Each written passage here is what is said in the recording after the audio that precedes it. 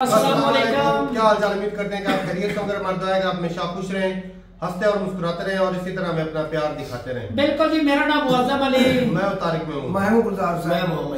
तो आज हम जिस वीडियो पर रिएक्ट करने जा रहे हैं, वीडियो का टाइटल है huge protest in Gilgit Baltistan in freezing cold 15 demands.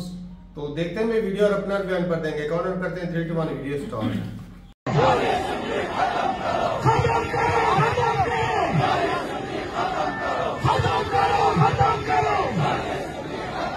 तो इनकलाब फ़्रांस जो कि 1789 में आया, जिसको फ्रेंच रेवोल्यूशन भी कहते हैं, उससे पहले अगर हम थोड़ा एनालिसिस करें कि उसकी वजूहत क्या थी और किस चीज़ ने लोगों को कंपेल किया कि वो जाकर इतनी एजिटेशन करें कि जो महलात थे सरकारी उनको जाकर उन्होंने आग लगा दी और एहतजाज किए, एग्जीक्यूशंस की जो वहाँ पर रूलिंग क्लास थी उसकी। तो वजह सिर्फ ये मिलती है कि सबसे बड़ी ड्राइविंग फोर्स उस वक्त असल में खाने पीने की अशिया की कमी थी, क्योंकि उस वक्त के फ्रांस में सिर्फ 3 किस्म की क्लासेस थी, first state, second and the third state. जो पहली और दूसरी स्टेट थी उस दौर में वो 90% लोगों के ऊपर रूल कर रही थी और उसमें सिर्फ अशराफिया थी जिसको आवाम के हालात से कोई सरोकार नहीं था। लुई 16 जो उस वक्त बादशाह था फ्रांस का, उसकी वाइफ का एक कोट भी बहुत मशहूर था जिसका नाम मैरी एंटोनेट था, जिसने कहा था कि अगर आपके पास रोटी नहीं है खाने के लिए तो केक खाइए, कुछ नहीं होता इससे कि अगर रोटी फराम नहीं की जा रही, गंदुम नहीं मिल रही। तो बात यह है कि इससे आपको पता चलता है कि अक्सर छोटे छोटे अवामिल, चाहे वो खुराक से मुतल्लिक हों या डेली ब्रेड से मुतल्लिक हों, वो इतने बड़े बड़े एजिटेशंस और एहतजाज के सिलसिलों में कन्वर्ट हो जाता है कि आप इसको राइट ऑफ नहीं कर सकते। तो ये बात जो मैं करने जा रहा हूँ वो है गिलगित बल्तिस्तान से मुतल्लिक, क्योंकि हर 3-4 महीने बाद वहाँ पर एक बड़े एहतजाज की वेव चली आ रही है। 2022 के मिड से लेकर 2024 का आगाज़ हो चुका है। 2022 में भी आखिर में ये एहतजाज शुरू हुए थे जब टैक्सेशन की बात की जा रही थी। फाइनेंस एक्ट 2023 जब राइज हुआ उसमें बहुत सी अशिया के ऊपर टैक्सेशन करने का फ़ैसला किया गया, उस पर एहतजाज शुरू हो गए। हमने उसको कवर किया, किसी और ने नहीं किया। आगे बढ़े तो वहाँ पर आपको याद होगा आगा बाकिर के ऊपर एक FIR काट दी गई थी, शिया सुन्नी फसाद शुरू हो गया, उसको हमने कवर किया, फिर किसी और ने नहीं किया। अब अगर बात की जाए करंट सिचुएशन की तो 1 जनवरी से 2024 से लेकर 1 महीना होने वाला है एहतजाज का सिलसिला। सख्त सर्दी में -10 -15 के टेम्परेचर में आवाम सड़कों पे हज़ारों की तादाद में बैठी हुई है और वो चल रहा है। क्यों चल रहा है? इसीलिए कि इस बार भी बेसिक राइट मांग रहे हैं कि गंदम की कीमतों में जो इजाफा है उसको वापस लिया जाए। वो एहतजाज बढ़ता बढ़ता मुख्तलिफ डिस्ट्रिक्ट्स में फैला और इस वक्त मुख्तलिफ जो इलाके हैं गिलगित बल्तिस्तान रीजन के, इवन चिलास तक और दयामर तक और तांगेर तक ये कॉल जा चुकी है कि वहाँ पर भी एहतजाज करना है। और मुजाहिरीन ये बात कर रहे हैं कि कराक्रम हाईवे को अब ब्लॉक किया जाएगा। इसके अलावा नगर से जो काफ़िला निकला हुआ है गिलगित सिटी की तरफ वो अब तक रास्ते में है, मुख्तलिफ जगहों पे पड़ा हुआ है उसका। और ये फुटेजेस जो सोशल मीडिया पे सर्कुलेट कर रही हैं, हैरान कुन नंबर इसके अंदर आपको दिखाई देगा, हज़ारों लाखों की तादाद बन जाती है ये आगे बढ़ के। पाकिस्तान में बहुत से लोग इस वक्त जलसों में मसरूफ़ हैं। नवाज़ शरीफ साहब की बात कर ली जाए, बिलावल भुट्टो साहब की बात कर ली जाए, तो रोज़ रात को एनालिसिस ये होता है कि कितने आदमी आए। मीडिया में जो मेन डिबेट है वो यही है ना कि जलसे कितने बड़े हो रहे हैं, पॉपुलैरिटी कितनी है।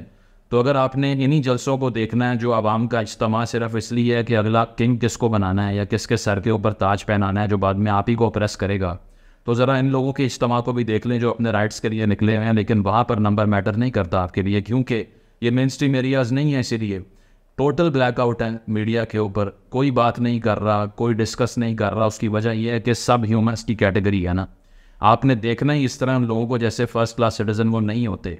तो पहले आपको ये वजह बताते हैं कि थोड़ी सी तारीख तो पहले भी मैं बता चुका हूँ, वीडियो में लिंक भी दे दूँगा आपको, जिसमें खालसा सरकार लॉस का जो मसला था। इसके अलावा अगर बात की जाए दीगर कवानीन की जो कि पहले राइज थे, जिसकी बुनियाद पे गिलगित एजेंसी जो पहले एग्जिस्ट करती थी as an independent entity after partition, उसने ब्रिटिश राज से आज़ादी हासिल की, वही उनको आज भी दोबारा फेस करना पड़ रहा है। तो बात यह है कि तकरीबन 20 रुपये पर केजी वीट का जो रेट था उसको 36 रुपये करने का फ़ैसला हुआ, यानी कि ये 80% की इंक्रीज़ है टोटल प्राइस में। जबकि सारे पाकिस्तान में इसके अलावा अगर देखा जाए तो 25% महंगाई होती है सिर्फ। लेकिन गिलगित के अंदर जहाँ पर आपने सब्सिडी देनी थी गंदम पे, वहाँ आपने 80% महंगाई कर दी। तो इससे एहतजाज शुरू होते हैं। ये वही वीट सब्सिडी है जो जुल्फ़िकार अली भुट्टो साहब ने 70s में दी थी। उसकी वजह यह है कि वहाँ पर ना कोई लोकल इंडिजिनस इंडस्ट्री थी, ना वहाँ पर NFC अवार्ड के फंड्स जा रहे थे, साथ साथ वहाँ पर एग्रीकल्चरल लैंड्स के ऊपर इन्हिसार था सर्वाइवल का। सिर्फ हर आदमी का इन्हिसार वहाँ पे खेती बाड़ी करके गंदम पर ही है और इस तरह की चीज़ों पर है जो कि एग्रीकल्चरल प्रोडक्ट्स में आती हैं। तो अगर उसी के ऊपर इतनी महंगाई होगी तो लोकल इंडिजिनस इंडस्ट्री तो एग्जिस्ट नहीं करती, कैसे चलेंगे रोज़गार उनके? इसका जवाब आप सोच लीजिए। अगर देखा जाए तो जो फाइनेंस का एक्ट आया था 2023 के अंदर, उसको रिपील करने की बात की जाती है कि यहाँ पर आप टैक्सेशन कैसे कर सकते हैं। उसकी वजह क्या है? उसकी वजह यह है कि डिस्प्यूटेड टेरिटरी है, ये हम भी कहते हैं। जब भी हमने उनको कोई हक ना देना हो तो हमारे पास सिर्फ एक बहाना होता है कि ये तो डिस्प्यूटेड एरिया है, ये तो पाकिस्तान का हिस्सा नहीं है। यहाँ पर तो अभी भी हम कॉन्स्टिट्यूशनली इसको प्रोविंस रिकगनाइज़ नहीं करते। आज़ाद जम्मू कश्मीर की तरह ना वहाँ पर कॉन्स्टिट्यूशन है, ना वहाँ पर मुख्तलिफ हुकूमत है जो कि अपना ढांचा खुद चला सके, अपनी लेजिस्लेशन खुद कर सके। तो इसीलिए डिस्प्यूटेड रीजन है तो हम कुछ नहीं कर सकते। लेकिन डिस्प्यूटेड रीजन से टैक्सेशन करने का आपको कानून किसने बना के दिया? एक ऐसा एरिया जो कि डिस्प्यूटेड है, आप खुद मान रहे हैं कि पाकिस्तान का फॉर्मली हिस्सा नहीं है, उसी को आप टैक्स भी कर रहे हैं, साथ साथ वहीं के लोगों पे आप 4th शेड्यूल भी लगा रहे हैं जो कि एंटी टेररिज्म एक्ट के तहत ये बताता है कि दरअसल जो कॉन्स्टिट्यूशनल एरियाज है उन्हीं पे लगेगा ना। अगर एक एरिया आइन के अंदर आता ही नहीं है तो उसके ऊपर आप कैसे 1997 का एंटी टेररिज्म जो एक्ट है वो नाफिज कर सकते हैं? हालांकि इसका नफाज किन लोगों पे होता है जो दहशतगर्दी करते हैं। उसकी वजह यह है कि वो पॉलिटिकल एक्टिविज्म नहीं कर सकते, रैलियों में नहीं जाने देना उनको, उनकी मूवमेंट को रिस्ट्रिक्ट करना है। बेसिक वजह ये थी इस एक्ट की जो कि पॉलिटिकल वर्कर्स पे लगाया जा रहा है। जिन पे लगना चाहिए उन पे लगता नहीं है, और लगना किन पे चाहिए ये आपको अच्छी तरह मालूम है। उसकी वजह यह है कि अभी रिसेंटली दहशतगर्दी के वाक़यात की सामने आया है। 14 अफराद जिनको गोलियां मार के हलाक किया गया। रिसेंटली अभी दिसंबर 2023 की बात कर रहा हूँ, जो कि बस पे अटैक हुआ था द्यामर में। कहाँ गए वो दहशतगर्द? एक भी पकड़ा गया आज तक? आप बता दें अगर पकड़ा गया तो। बल्कि मुज़ाकरात किए उनसे जो कि अनकॉन्स्टिट्यूशनल। तो उनके ऊपर 4th शेड्यूल नहीं लगेगा, लेकिन जो गंदम सस्ती करने की बात करेगा उस पर लगेगा। अभी तक की जो रिपोर्ट सामने आ रही हैं तकरीबन 30 से 40 लोगों पे लगा चुके हैं आप, और इससे मज़ीद जो है वो एरियनेशन पड़ती है। इसके साथ साथ जो आप अपने ही कॉन्स्टिट्यूशन की अगर बात करें तो आर्टिकल 15 है, 16 है, 17 है, 19 है, आप पढ़ लीजिए क्या कहता है। इन सब की इन्फ्रिंजमेंट है अगर आप किसी पे 4th शेड्यूल लगाते हैं, लेकिन वहाँ पे अब भी लगाया जा रहा है। तो आर्टिकल 257 फॉर्मली कॉन्स्टिट्यूशन का ये कहता है कि जीबी के ऊपर एप्लीकेशन नहीं होती कॉन्स्टिट्यूशन की और आइन की, लेकिन जब हमने टैक्सेशन करनी हो तो फिर अचानक से गिलगित बल्तिस्तान जादुई तरीके से पाकिस्तान का हिस्सा भी बन जाता है। जब राइट्स देने हो तो फिर हिस्सा नहीं बनता। तो ये दोहरा मेयार जो है इसका कोई जवाब देने को तैयार नहीं है। इसके साथ साथ अगर देखा जाए तो जो सब्सिडी एग्री की गई थी, बेसिकली तो जो यूनाइटेड नेशंस का जो कमीशन है for India and Pakistan, UNCIP की बात कर रहा हूँ, वो ये कहता है कि आपने 37 आइटम्स के ऊपर सब्सिडी देनी है डिस्प्यूटेड टेरिटरी में। आपने एक बार भी नहीं दी, आखिर में आके 3 चीज़ों पे आप कन्फाइन हो गए, जिसमें वीट था, केरोसिन ऑयल था, इसके अलावा एडिबल सीरियल्स थे। अब वो तीनों से भी आहिस्ता आहिस्ता पीछे हटते जा रहे हैं एक एक करके। इसके ऊपर भी आप 80% की महंगाई करके ये बता रहे हैं कि हमें UN के लॉज की भी कोई रिस्पेक्ट नहीं है, और साथ साथ हमने जो फाइनेंस एक्ट है उसको भी वापस नहीं लेना। देखा जाए अगर तो जो ज़मीन का मसला है वो भी इतना इंटेंसिफाइड है 2 साल से, क्योंकि लोकल्स बार बार ये कंप्लेन करते दिखाई देते हैं कि अगर आपने खालसा सरकार पे ही चलाना है गिलगित को, तो फिर हमने गोरे से हुकूमत वापस क्यों ली थी? फिर तो पार्टीशन वाली पुरानी जो पोजीशन है उस पर वापस आ गए ना। फिर तो हमें कोई आज़ादी नहीं मिली, डिफैक्टो आज़ादी भी नहीं है, ना डिजोरे आज़ादी है। तो उसमें क्या था कि जो इंडिजिनस लोग हैं सिर्फ उनका राइट है कि वो जगह एक्वायर कर सकें, बाहर से आके कोई जगह नहीं ले सकता। हमने, आपने और बहुत से लोगों ने हिंदुस्तान को दिन रात तनकीद का निशाना किस बात पे बनाया? इसीलिए कि वहाँ प्रॉपर्टी ले सकते हैं इंडियन कश्मीर के अंदर, तो यहाँ भी ले सकते हैं। अगर यहाँ बैठ के भी आपने उसी कानून को राइज कर दिया तो फिर आप उसकी दफ़ा एहतजाज क्यों कर रहे थे? फिर वहाँ पर आपका कोई रूल वायलेट क्यों हो गया? वहाँ मॉरल ग्राउंड कहाँ से आ गया? आपने तो खुद मॉरल ग्राउंड लूज़ कर दिया अगर आप दोबारा से खालसा सरकार लेकर आ गए हैं। तो स्टेट सब्जेक्ट रूल जो SSR का कानून था, जो मैंने पहले भी एक्सप्लेन किया अपनी लास्ट वीडियो के अंदर, वो यही कहता है कि हाकमियत का जो हक है वो आवाम को है जो कि उस एरिया में रहते हैं, वहाँ के रिहायशी हैं। और इसके अलावा ज़मीन एक्वायर करने का राइट भी सिर्फ उनके पास है, जिसको मलकियत का हक कहते हैं। यानी कि हक मलकियत और हक हाकमियत सिर्फ और सिर्फ इंडिजिनस लोगों का है। इस पर अमल हो रहा है? नहीं हो रहा, आपके सामने है। SSR की जो रिजम्पशन है वो भी नहीं हो रही। इसके साथ साथ GB असम्बली तो आपने बना रखी है, लेकिन वो सिर्फ एक मजाक से बढ़ के कुछ नहीं है, क्योंकि अगर एक मिनिस्टर आप पंजाब का या कहीं और का कराची का ले लेना, उसकी ताकत पूरी जीबी असम्बली से ज़्यादा दिखाई देगी आप। कंट्रोल और अपाहिज बेमकसद फजूल असम्बली की जगह, कंट्रोल असम्बली की जगह, एग्जीक्यूटिव ऑर्डर के तहत कायम असम्बली की जगह एक बाख्तियार आइंसाज असम्बली की जरूरत है। और 18th अमेंडमेंट अगर आप लेकर आए हैं तो उसमें क्या था कि प्रोविंशियल ऑटोनॉमी थी ना बेसिकली, कि प्रोविंसेस अपनी हुकूमतों के फ़ैसले खुद करेंगे, अपना फ़ंड खुद डिस्ट्रीब्यूट करेंगे, तालीम पे खुद इन्वेस्ट करेंगे। लेकिन अब अगर आप प्रोविंस किसी को मान ही नहीं रहे तो 18th अमेंडमेंट का नफाज भी नहीं होता। तो ये सारी वो चीज़ें हैं जो कि बेसिक तरीन राइट है। कोई वहाँ पर ये नहीं कह रहा कि हमें आर्टिफिशियल इंटेलिजेंस आके बढ़ाना शुरू कर दें, या यहाँ पर कोई आप गिलगित से दयामर तक या वहाँ से लेकर स्कर्दू तक कोई फ़्लाइटें चलाना शुरू कर दें। बेसिक राइट मांग रहे हैं कि रोटी खाने के लिए पैसे होने चाहिए हमारे पास, वो भी नहीं दे रहे आप। कवरेज भी नहीं है, ब्लैकआउट्स हैं सिर्फ, और अगर जो बात करें उससे सिर्फ यही कहा जाता है कि आप तो गद्दार हैं, आप असल में सिसेशनिस्ट पॉलिटिक्स कर रहे हैं और अलहदगी पसंद तहरीक चला रहे हैं, और आपको जवाब ही नहीं आता आगे से। जिस तरह से अभी रिसेंटली इस्लामाबाद में धरना हुआ, जो ट्रीटमेंट उसके साथ है वैसा ही ट्रीटमेंट यहाँ पे दिखाई देता है आपको। तो बात यह है कि इसका सलूशन इस सारी चीज़ का क्या है? सलूशन वही है जो वहाँ पर अवामी एक्शन कमेटी मुतालबा कर रही है। उसकी वजह कि सलूशन हमने यहाँ बैठ के या आपने इस्लामाबाद में बैठ के डिसाइड नहीं करना। सलूशन वो होगा जो लोग मांग रहे हैं, उन्हीं का जो डिमांड होगा उसी को अल्टीमेटली एक्सेप्ट करना इज़ द सलूशन। उसकी वजह कि बाहर से कोई भी हल उनके ऊपर थोपना जो है ना, वो उसी तरह से है जिस तरह ब्रिटिश एम्पायर यूके में बैठ के हिंदुस्तान के फैसले करती थी। तो उनकी डिमांड्स क्या हैं ये मैं 1 बाय 1 पढ़ देता हूँ ताकि आप लोगों को भी अंदाज़ा हो जाए कि कौन सी इसमें ऐसी डिमांड है जो कि इस कदर इलेजिटिमेट है, जिस पे बात ही नहीं होनी चाहिए। आपको शायद ये लग रहा हो ना कि ब्लैकआउट इसलिए हो रहा है कि शायद इतने अनकॉन्स्टिट्यूशनल या इतने एब्सर्ड क्लेम कर दिए हैं लोगों ने कि ये दिखाने के काबिल नहीं है। तो ज़रा देखिए कि क्या क्या क्लेम्स हैं। सबसे पहला जो मुतालबा है वो ये है कि जो वीट सब्सिडी थी 2022 के रेट्स पे दोबारा से रिज्यूम की जाए, बहाल की जाए। हर आदमी को 9 किलोग्राम गंदम की जो है वो सप्लाई पर मंथ इंश्योर की जाए हर आदमी को। अब ये वो मुतालबात हैं जो मेरा ख्याल है कि 17वीं सदी में ना सब कॉन्टिनेंट के लोग ब्रिटिश गवर्नमेंट से मांग रहे थे। शर्म की बात है कि 2024 के अंदर जब दुनिया और हिंदुस्तान चांद पर पहुंच चुका है तो हम सिर्फ आटे की बोरी का इंतज़ार कर रहे हैं बैठ के। दूसरी चीज़ जो उन्होंने मांगी वो क्या थी कि गिलगित फाइनेंस एक्ट जो आप लेकर आए GB का 2023 का, उस पर जितनी भी चीज़ों पे आपने टैक्सेशन की है उसको वापस लिया जाए। आप ये खुद सोच लें कि अगर एक एरिया को आपने रिकगनाइज़ ही नहीं किया as a part of Pakistan तो फिर आप उसके ऊपर टैक्सेशन कैसे कर सकते हैं। वो बड़ा मशहूर नारा भी है कि नो टैक्सेशन विदाउट रिप्रेजेंटेशन। अगर उनकी रिप्रेजेंटेशन विफाक के अंदर है ही नहीं, सेनेट के अंदर है ही नहीं, नेशनल असम्बली में है ही नहीं, तो टैक्स फिर किस बात पे लगा रहे हैं, इसका कोई जवाब नहीं है, इलेजिटिमेट है। तीसरी डिमांड क्या है कि जो सक्सेसिव गवर्नमेंट्स हैं वो आर्टिफिशियली जो पावर क्राइसिस क्रिएट करती हैं, ये बिजली का क्राइसिस की बात हो रही है, उसको आप वापस लें। उसकी वजह यह है कि दरियाए सिंध जो कि इलाके का, इस पूरे रीजन का सबसे बड़ा दरिया है, वो पाकिस्तान में आता ही गिलगित से है। आप हिसाब लगाइए कि सबसे लंबा और सबसे ज़्यादा जो बड़ा रिसोर्स है पाकिस्तान का वो दरियाए सिंध है। तो वो जिस रीजन में बह रहा है वहाँ पे लोगों के पास बिजली नहीं है। बिजली कहाँ है? लाहौर में और दीगर जगहों पे, बड़े शहरों में। ये बिल्कुल वही केस है जो बलूचिस्तान के लोग जो बात करते हैं और उन पर भी वही फतवा लगता है जो गिलगित के लोगों पे लग रहा है। तो इसमें नहीं कौन सी गैर इखलाकी डिमांड है, इसका भी तयन आप कर लें।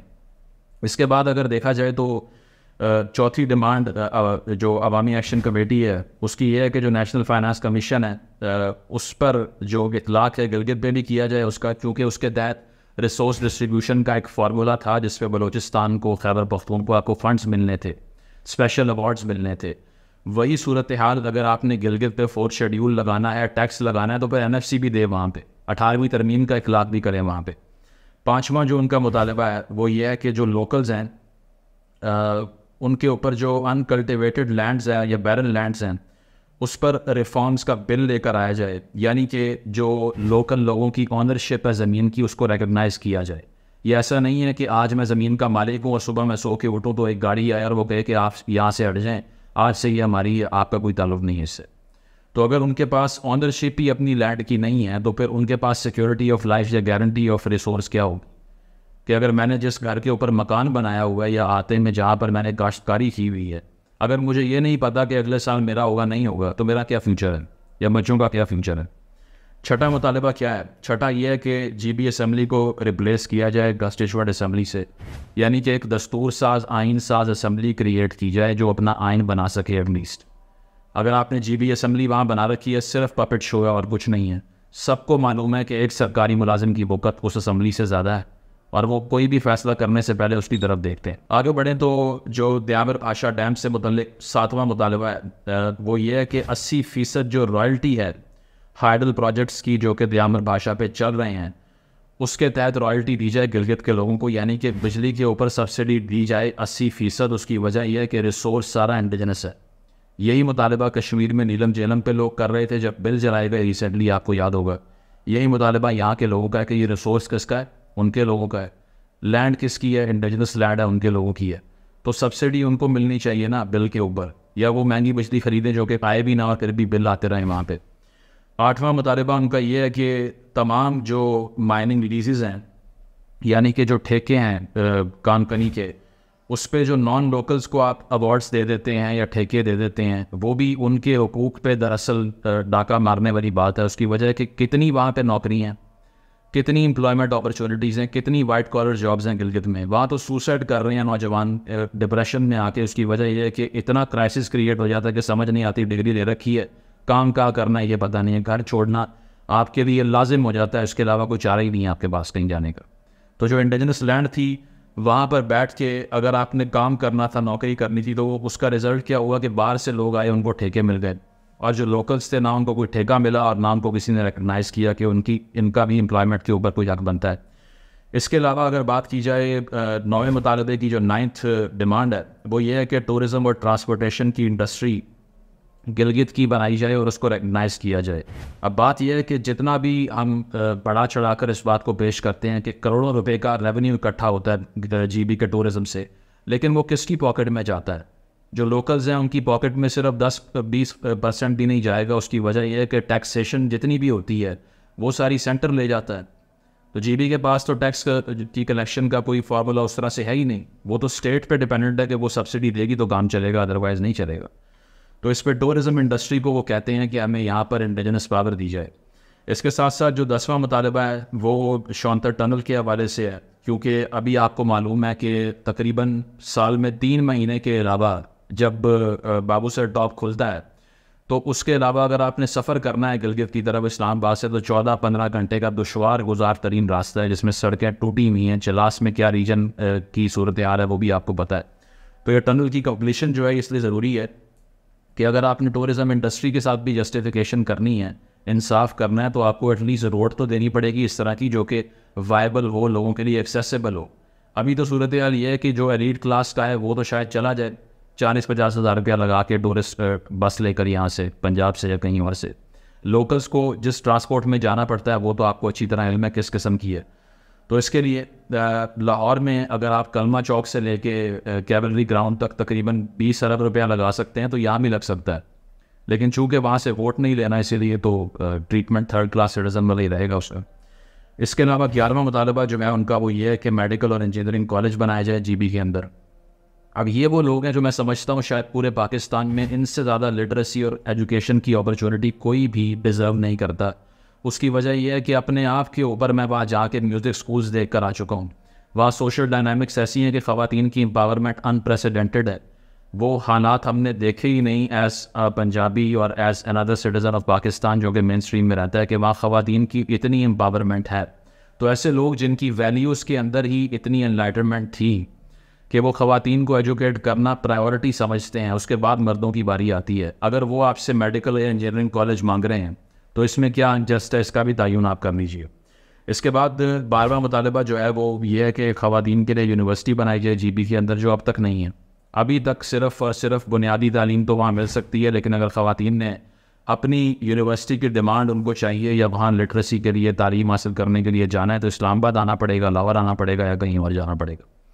इसके बाद जो एंशिएंट ट्रेड रूट्स हैं और जो सड़कें हैं उनको बहाल किया जाए। अब this is basically a civilisation sort of a thing कि आपको समझनी पड़ेगी कि इसकी तारीख कितनी पुरानी है और हर चीज़ 47 के बाद हमारी तो शुरू होती है, लेकिन इसके लिए पढ़ना पड़ेगा कि उससे पहले वहाँ पर क्या था। और क्या सिर्फ एक लकीर खींच देने से ट्रेड भी बंद हो जानी चाहिए, मार्केट्स भी बंद हो जानी चाहिए, या नफ़रत की बुनियाद के ऊपर मार्केट्स का बॉयकॉट करके लोकल लोगों को नुकसान पहुंचाना नेशनलिज्म है?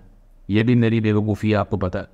इसके बाद जो 14वां मुतालबा इनका वो ये है कि PSDP के कॉन्ट्रैक्ट्स लोकल कॉन्ट्रैक्टर्स को दिए जाएँ। अब पब्लिक सर्विस के जो कॉन्ट्रैक्ट्स होते हैं जिसमें बहुत से मंसूबे आ सकते हैं, पॉवर्टी एनिवेशन के आ सकते हैं, कंस्ट्रक्शन के आ सकते हैं, उसमें भी जो कंपनियां हैं वो सब बाहर से आती हैं ऑलमोस्ट, तो उस पर भी लोकल्स के पास कोई चीज़ नहीं है। और जो आखिरी मुतालबा इनका वो ये है कि जो नेटको यानी कि जो ट्रांसपोर्टेशन कंपनी है जो गवर्नमेंट के अंडर वहाँ काम करती है, बसेस चलाती है, इसका प्रॉफिट इन्हेंस करने के लिए जो वीट सप्लाई का कॉन्ट्रैक्ट है वो इनको दिया जाए, यानी कि कार्गो का। तो नेटको की सूरत हाल क्या है? अगर आपने कभी सफ़र किया होगा तो कानों को हाथ ज़रूर लगाए होंगे, क्योंकि आपने तो देखा है कि किस तरह से वो सफ़र के नाम पे इंसानों को वो जानवरों की तरह ट्रीट कर रहे होते हैं। तो ये सूरत हाल है कि इन 15 में से एटलीस्ट मुझे तो कोई मुतालबा ऐसा नहीं लगता जो कि इतना रेडिकल हो कि लोगों की बात ही ना सुनी जाए। इन 15 में से मुझे कोई चीज़ ऐसी नहीं लगती जो कि जिस बारे में आप अगर डिमांड करें या मुतालबा करें तो आप एंटी स्टेट हो जाते हैं, जिस बारे में बात करने से आपकी कवरेज को ब्लैकआउट कर दिया जाए। तो मेरा ये ख्याल है कि अगर अब भी कुछ लोग ये सोचते हैं कि पूरे पाकिस्तान में एजिटेशन की मूवमेंट्स चल रही हैं, पूरे पाकिस्तान के अंदर इस्लामाबाद में अभी धरने ख़त्म हुए, इसके अलावा PTM के जो धरने थे उसके हवाले से आप देख लीजिए क्या हो रहा है, लीडर कहाँ हैं उनके ये भी आपको पता है। बलूचिस्तान में जब वापस जाती है मारन बलोच की तहरीक, कितने लोग आते हैं आपको पता है। तहरीक इंसाफ के लोग किस तरह एहतजाज कर रहे हैं अच्छी तरह आपको पता है। कितने लीडर उनके जेल में हैं, कितने प्रोटेस्ट को क्रश किया जा रहा है, सप्रेस किया जा रहा है, आपको पता है। कश्मीर के अंदर रिसेंटली जो एहतजाज हुए जिसमें बिल जलाए गए, जिसमें कहा गया कि हमारे पास कोई राइट नहीं है, जिसमें कहा गया कि यहाँ से पानी जो गुजरता है उसकी बिजली भी हमें नहीं मिलती, उसको कैसे ट्रीट किया आपको पता है। आज आके सिर्फ एक पीसफुल रीजन बचा वो गिलगित बल्तिस्तान था। वहाँ पहले आपने मजहबी मुनाफरत के बुनियाद के ऊपर पर्चे काटे, अभी आप गंदम की बेस पे लोगों को -10 की सर्दी में ज़लील कर रहे हैं। अब आप बताइए कि पूरे पाकिस्तान में कोई एक रीजन ऐसा है जहाँ पर बिल्कुल कोई ऐसी सोशल मूवमेंट ना चल रही हो जिसकी कोई डिमांड आप मान रहे हो। तो ये एक इनिशियल साइंस होते हैं एक रियासती ढांचे की इतनी वल्नरेबिलिटी के इसके बाद डैमेज कंट्रोल ही मुश्किल हो जाता है। तो मुतालबा जो इनका है एक्सपेक्ट यही करते हैं कि उसको माना जाएगा, माना नहीं भी जाएगा तो उनसे नेगोशिएट तो किया जाए कि एटलीस्ट ये चीज़ प्रैक्टिकल है, चलें 7 नहीं 8 नहीं 9 नहीं 10 नहीं, चंद चीज़ें तो आप मान सकते होंगे ना जो बेसिक तरीन है, जो गंदम के हवाले से हैं या फिर जो टैक्सेशन की रिवर्सल के हवाले से हैं, ज़मीनों के हवाले से हैं। तो अगर इन चीज़ों को एड्रेस नहीं किया जाता तो फिर ये एक्सपेक्ट करना छोड़ने के एक इलेक्शन होगा जिसके अंदर एक पार्टी का निशान नहीं होगा और एक नया बादशाह आके बैठ जाएगा, वो फैसले करेगा और मुल्क में स्टेबिलिटी वापस आ जाएगी। स्टेबिलिटी ऐसे नहीं आती, टॉप डाउन अप्रोच नहीं होती, बॉटम अप अप्रोच होती है। आवाम के मुतालबात को एक्सेप्ट किए बगैर ये सोच नहीं सकते आपके कोई नया बादशाह आने का ऐलान होगा और सब ठीक हो जाएगा, नहीं होगा। इन तमाम सोशल मूवमेंट्स की डिमांड को कंसीडर किए बगैर पाकिस्तान में स्टेबिलिटी नहीं आ सकती और ये इन लोगों का राइट भी है। Thank you.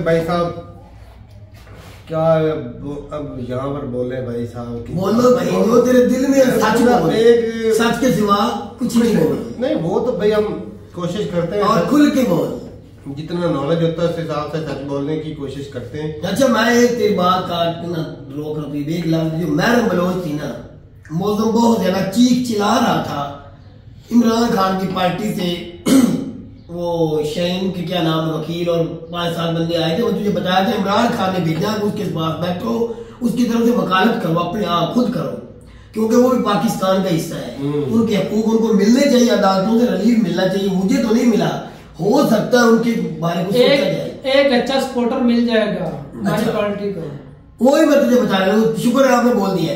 वो जी किसके कहने पे गई है? तारक साहब, वो काकर साहब के कहने पे वापस गई है, काकर साहब के कहने पे, और जाते ही उसने इतना बड़ा जलसा कि यकीन माने इतना मरियम नवाज की जरदारी कोई नहीं कर रहा, इलेक्शन के दौरान भी नहीं हो सका, उसने किया। आपने शायद वीडियो देखी होगी, उसके चारों तरफ नजर दौड़ा के देखा, सिक्योरिटी हाई लाइट खड़ी थी,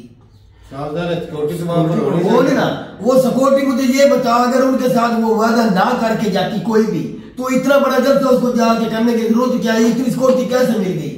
इतना बड़ा स्टेज किसी का, इमरान खान का कभी मैंने नहीं देखा जितना स्टेज। अच्छा फिर क्या वादा करके गई है? वो तो वो बता सकती है मौलम साहब, मैं नहीं बता सकता। मैं तो वही बोलूंगा जो मैंने सुना, मैंने वीडियो में देखा है। इतनी ज्यादा स्कोप की मौलम साहब, इतना बड़ा जलसा को मैं न रखता है। अच्छा तेरा क्या तू अभी भी कह रहा है इमरान खान को एक्सपोर्टर मिल जाएगा, लेकिन अब उसको कौन मिल गया? इमरान खान के साथ तो मिली नहीं। इमरान खान का नाम जलसा की उसको भाई साहब पेशरफ्त की गई है, इतना बड़ा जलसा किसी इमरान खान की पार्टी को करने दिया जा रहा मौका। मैं कहता हूं तो फिर ये वो इमरान खान की पार्टी में नहीं आना वाली।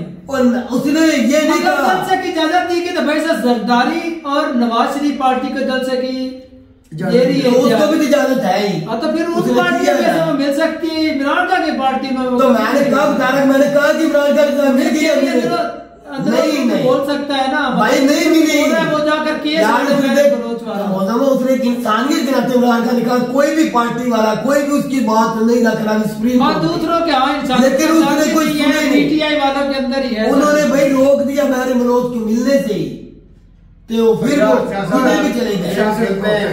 जो बंदा फेमस होता है उसको वो कहते हैं कि भाई हमारी साइड पे आए, क्योंकि वो मशहूर पक्का होता है, चाहे वो क्रिमिनल भी हो क्यों ना हो। बिल्कुल बात है ऐसी है। बाकी भाई बात करें गिलगित बल्तिस्तान की, तो भाई साफ है कि भाई एक टूरिज्म के लिए बहुत खूबसूरत जगह है बहुत पाकिस्तान में, और साफ है कि भाई वहाँ पे उनको एक अलग हैसियत दी गई है। अब लेकिन एक चीज हमने भी देखी है, जब आर्टिकल 370 हटाए ना इंडिया से, जम्मू कश्मीर से, तो भाई साहब वहां पर हमने देखा कि डेवलपमेंट हो रही है। जो इंडिया के कानून वहां पर लागू होंगे तो वहां पर सारा कुछ हो रहा है। ठीक है, चलो भाई पहले नंबर तो बात यह कि पाकिस्तान में भी इतने ज्यादा कोई काम नहीं हो रहे, महंगाई से हम भी जूझ रहे हैं भाई साहब, हम भी महंगाई फेस कर रहे हैं। वो भाई गंदम की महंगाई भाई साहब क्यों ना हो, हमारे गाँव में हमें सब्सिडी नहीं दे रही खाद के ऊपर, 15,000 की डीएपी का थैला ले रहे हैं, पानी भी मुल्क है पैसों का, वो भी 300 रुपए का 1 लीटर पेट्रोल डाल रहे हैं डीजल। तो फिर वो हम जब गंदम होगी तो वो महंगी नहीं होगी तो क्या होगा? जब सरकार सब्सिडी उधर मैं तो तारक भाई हैरान हूँ, गिलगित बल्तिस्तान के अंदर 19 रुपए पहले था, अब 36 रुपए हो गया किलो। हमारे महंगा है भाई, गेहूं का 1 किलो 125 रुपए 2022 की। चलो 2022 की बात है, चलो उस वक्त हमारे 4,000 का मन था, 100 रुपए तो उस वक्त आज भी हमारे यहाँ जो हमारे गाँव में 6,000 का एक मन है, पंजाब में नहीं ज्यादा 150 रुपए किलो है। तो फिर हिसाब लगा लो हमारे यहाँ महंगा है। असल में उनके साथ किया था कि उनको टैक्स नहीं देने पड़ेंगे, उनके साथ मुआहदा हुआ था, लेकिन आपको टैक्स नहीं देने पड़ेंगे, उल्टा आपको सब्सिडी दी जाएगी। लेकिन अब और भाई जिस तरह कश्मीर में था कि भाई बाहर का कोई बंदा जाके जमीन नहीं खरीद सकता, ऑनरशिप में उनको नहीं दी जा रही है, क्योंकि जमीन वो जो काश्तकार है जिस जहाँ पर वो घर बना रहे वो जमीन उनकी है, ऑनरशिप उनको नहीं डिलीवर की जा रही। फिर सुबह कोई बंदा आता है वो आके बोलता है जबरदस्ती ये हमारी जगह है, तू साइड पर हो, जो ये ऑनरशिप ही नहीं दी जा रही। जो उनकी असम्बली है वो भी ऐसे बराए नाम है, तो भाई ये भाई खराबी है। उसके चारों तरफ तो पाकिस्तान की आर्मी नजर आ रही है, तो पाकिस्तान जिधर भी आर्मी है लेकिन उनको राइट तो मिलने चाहिए ना, जो उनके साथ चलो दूसरों को छोड़ो, उनके साथ जो भी हुकूमतों ने पहले मुआहदे किए कुछ ना कुछ करनी चाहिए ना, उधर भी अपनी मना लो, ये है ना कि चलो कुछ उनकी मान लो, कुछ अपनी मना लो, बीच का रास्ता निकाल। अब देखें जो बेसिक जरूरत है भाई साहब, खाने के लिए गंदम तो जरूरत है, आटा वो 9 किलो पर जो है मांग रहे वो उनको मुहैया करना चाहिए। और जो एजुकेशन महंगे कर दे, एजुकेशन जो लेडीज के लिए बोली गई, यूनिवर्सिटी नहीं उनके पास अच्छा ढंग का कॉलेज नहीं, वो होना चाहिए। और जो मेन इंजीनियरिंग और मेडिकल कॉलेज होने चाहिए कि ताकि जो टूरिस्ट है वो ज्यादा से ज्यादा जा सके। जितनी खूबसूरती है वैसे ये बात उधर स्कर्दू के अंदर मतलब उधर जाके एक एयरपोर्ट बना दिया था इमरान खान के दौर में, सारी दुनिया ने उसको देखा, आप नेट पे अभी भी देख सकती हो। इतनी ज्यादा ठंड के अंदर भाई उधर एयरपोर्ट बनवा दिया था पीटीआई हुकूमत ने, खेलने के लिए एक स्टेडियम, पहाड़ों के अंदर एक स्टेडियम इतना खूबसूरत आलीशान उसने बना दिया। और इमरान खान के तो क्या है जो काम है, अब देखे मोदी की बात क्यों करते हैं मोदम साहब, वो जो भी काम करता है वो बंदा खुश होकर बताता है। इमरान खान ने जो किया वो तो मानना, चलो उसकी हुकूमत नहीं चली, मान लिया उसकी हुकूमत नहीं चली, वो फेल हो गया, महंगाई नहीं कंट्रोल करने का मान लेते हैं, जो कुछ उसने स्टार्ट किया वो तो मान। लेकिन महंगाई अच्छे खान साहब के जो सबसे जो बढ़िया स्टेप था ना कि एक तो कोरोना काल था भाई साहब, कोरोना में साहब के हिंदुस्तान की हालत भी क्या हो गई थी, स्ट्रॉन्ग कंट्री इकोनॉमी धड़म से नीचे गिरी, 25% गिरावट आई थी, हमारे पल्ले कुछ नहीं था, और भाई हमारे तो वैसे भी लॉस में चल रहा था, ऊपर से भाई बिजली की शॉर्टेज थी, पैसे भी नहीं थी, और फिर भी उस हालत में उस कोरोना के दौरान डेंगू भी शुरू हो गया था। वही ना कि लोगों ने उसको एक स्मार्ट किस्म का जो है लॉकडाउन लगाया कि भाई कुछ अर्सा 3 दिन जो है बंद रहेगा, 4 दिन ओपन है कि उससे भी चलो पाकिस्तान भी चलता रहा और लोगों के चलो कुछ बच बचा के रोजगार भी चलते रहे, और वो बढ़िया तरीके से गुजरा। और उस दौर में जो गरीब तबके थे उनको भाई पैसे भी दिए गए, 12,000 हमारे गाँव में मिलता रहा, हमारे गाँव में मिलता रहा, ये सब गरीबों को बिल्कुल मिलता रहा। आज वो 3,000 मिला, उसके बदले 3,000 आज वो बेनजीर वाला आज भी मिल रहा है, जो मिल रहा है वो हम खाएंगे। तो उस वक्त 14 हो गया, वो पुलिसियाँ भाई अच्छी थी खान साहब की, लेकिन एक और पुलिस भी जिसके अंदर वो बोल रहे हैं जो दरिया सिंध सबसे बड़ा लंबा चौड़ा, बिल्कुल उधर से हालांकि देख ओरिजिन उधर से, उन बेचारों को बिजली नहीं दी जा रही, भी कम भी है। इसके लिए इमरान खान ने उधर वो डैम स्टार्ट कर दिया, हाँ इमरान खान ने वो स्टार्ट कर दिया था, 3 डैम धासू, महमद डैम और बादशाह डैम उन्होंने स्टार्ट कर दी थी इमरान खान ने, और खुद विजिट करके आया था, अभी काम हो भी रहा है कि नहीं हो रहा। एक और भी तो चीज है ना कि वो चाहते हैं कि भाई पाकिस्तानी सरकार उधर खर्चा करे, लेकिन उनका भी तो हक बनता है। अगर इंडिया कर सकता है जम्मू में तारक साहब कुछ ना कुछ तो टैक्स लगाते हैं तो उनकी चीखें नहीं, अगर इंडिया जम्मू में कर रहा है प्रोडक्शन क्या है तारक भाई, जो भी है जितनी भी है हमारे पास तकरीबन ओवरऑल टूरिस्ट है, उसको पैसा किसी ने बढ़ावा बहाल करे ना, है तो भाई जो भी देखा जाता है वहाँ की सड़कें बनाए, वहाँ दिल्ली देख लो, दिल्ली कहाँ है, जम्मू कश्मीर को फिर डेवलपमेंट कर रहे हैं, क्या दिल्ली में पाकिस्तानी हुकूमत क्यों नहीं कर सकता बंदा? ऐसे एक कंट्री है वो कर्जे में दबा हुआ, वो कैसे ऐसे ही सब्सिडी कैसे दे सकता है? तो यार अगर आप उसका सही तरीके से देखभाल नहीं करे तो साइड पर कर दे। क्यों साइड जैसे हो जाए तो अच्छा इस तरह तो हर जिले को साइड -10 का है टेम्परेचर उधर, -10 का हमने किया, पाकिस्तान ने किया, तो भाई साहब उसमें कर रहे हैं जो कर रहे हैं भाई साहब, उसकी तरफ इनका नहीं जा रही, तो नहीं जा रही, छोटे छोटे जलसे हो रहे हैं, पीटीआई को उसको रोकने के लिए नफरी आ जाती, पुलिस आ जाती है, तो वहाँ इतना बड़ा जलसा हो रहा है, वो इसको नहीं दिख रहा गुप्तों को नहीं, लेकिन बेसिक ये भी आपके सामने 15 टैक्स है ना भाई, टैक्स के बगैर तो कोई कंट्री चलता ही नहीं, अमेरिका लंदन नहीं चल रहा है बिल्कुल, टैक्स के बगैर तो वो भी पैसा भी दे रहे हैं, लगाया हुआ है टैक्स तो लगाया दे रहे हैं, लेकिन सहूलत नहीं मिल रही, लगाया तो बोल रहे ना हटाओ, टैक्स ले भी रहे हैं, डेवलपमेंट भी नहीं कर रहे, तो भाई साहब ये उधर क्यों महंगा, सड़कें नहीं बनी हुई, टूटी फूटी है, क्यों महंगा है, महंगाई हद से ज्यादा हो गई है, 30 रुपए आटे से रो रहे हैं हम, 150 रुपए किलो ले रहे हैं भाई साहब। अच्छा मुझे ये बता, तुझे फैसलाबाद के अंदर पढ़ना आसान है या लाहौर जाकर पढ़ना आसान? फैसलाबाद यूनिवर्सिटी मैंने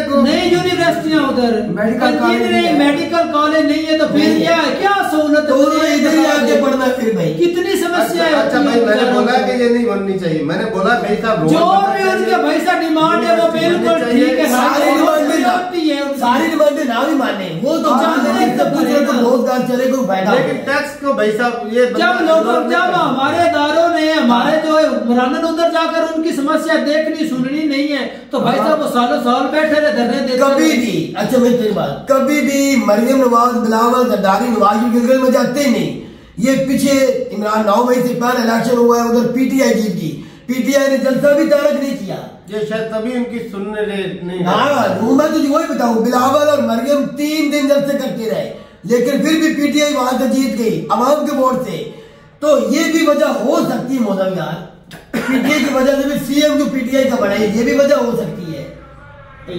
लेकिन इंसानियत का भाई उनकी जो बेसिक राइट है वो देनी चाहिए, लेकिन भाई टैक्स जो है ना ये भी है ना, अगर वो चाहते हैं ना कि भाई जिस तरह वो बोल रहे हैं कि भाई हमारे सोर्स जो है वो उसका 80% हमें देना चाहिए। बिल्कुल भाई साहब, हमारे सोर्स तो भी तो गंदम तो इधर से जाती है, बिल्कुल हमें भी दें।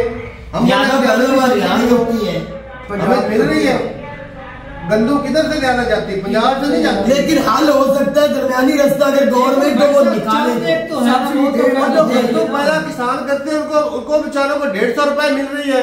बिल्कुल, हमें तो 150 किलो के हिसाब से 36 रुपए मिल रही है। मैं तो कहता हूँ हमें जाना ही उधर चाहिए, 36 रुपए मिलती है उधर। हाँ बिल्कुल मिल रही है। वो बेचारे सड़कों पर खड़े हुए आटे की थैली खड़े हुए हैं, महंगी मिल रही है। वो कह रहे हैं महंगी है, मिल भी नहीं रही महंगी तो कमाल है भाई साहब, महंगी मिल रही है भाई। 150 रुपए मिल रही है, हम कहते हैं चलो शुक्र है मिल तो रही है ना। तो वही टैक्स, मेरे हिसाब से भाई साहब जो भी कंट्री है ना टैक्स के बगैर वो सरवाइव नहीं कर सकता। पाकिस्तान अगर इतनी ज्यादा डिमांडें करता है ना तो उसका हक बनता है कि भाई जितना, क्योंकि भाई पूरा कंट्री जो टैक्स दे रहा है, तो जैसे भी है। हमारे यहाँ भी तारक भाई आज दिन टैक्स बढ़ा नहीं रहा, हम भी रैलियां एहतजाज करते हैं टैक्स का काम करो, वो नहीं कह रहे। चलो दूसरी डिमांडे तो उनकी ज्यादा वो तो करो, चलो आप एक टैक्स पर अड़ गए हो, उसके बगैर कंट्री नहीं चलता, मान लिया नहीं चलता, बाकी तो कुछ तो उनकी डिमांड मान ले, 15 डिमांडें की है बुनियादी मान ले, कम से कम 15 में से 5-6 तो मान ले, मुंह तो बंद कर दे। वहाँ पे यूनिवर्सिटी होनी चाहिए भाई, कॉलेज होना चाहिए, रोड जो है वो अच्छे होने चाहिए कि टूरिज्म ज्यादा, ये तो कर सकते हैं ना, ये जरूरी है। और अस्पताल जो है वो लाजमी होने, बेसिक जरूरत है। बाकी हाँ खाना पीना भी जरूरी है, लेकिन वो जो भी तो रोजगार चलेगा, कॉन्ट्रैक्टर आते हैं वो किसी और को कॉन्ट्रैक्ट बैर वाले को दे देते हैं, वो बैर से लेकर लेकर बैर से फिर